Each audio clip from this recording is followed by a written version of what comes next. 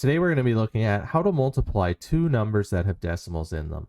And as you can see here, we're being asked to find the product of 2 and 15 hundredths times 6 and 3 tenths. So in order to do this, what we're going to go ahead and do is multiply this as if it's 215 multiplied by 63. And then we'll rewrite the decimals back in later. So our first step here is going to be to actually go ahead and multiply 3 times 215. So our first step here is going to be to go ahead and multiply 3 times 5. And 3 times 5 gives us 15. So we'll go ahead and write a 5 down below and carry the remaining 1. Our next step is going to be to multiply 3 times 1, which we know gives us 3, and add on the additional 1 and gives us 4.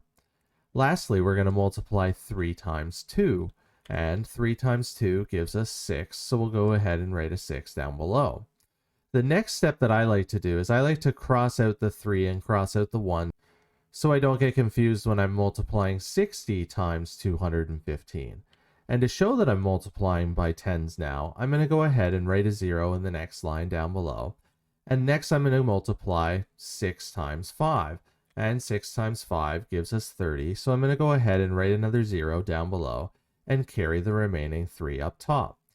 Next, I'm going to go ahead and multiply 6 times 1, which I know gives me 6, plus 3 gives us 9.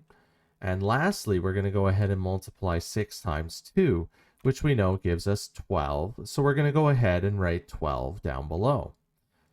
So now that we have the product of 3 times 215 and 60 times 215, we're going to go ahead and add them together. So 5 plus 0 gives us 5, 4 plus 0 gives us 4, 6 plus 9 gives us 15, so we'll write a 5 down below and carry the 1.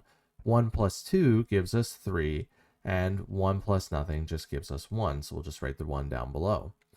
So now to finish this, we're going to have to write the decimals back in place.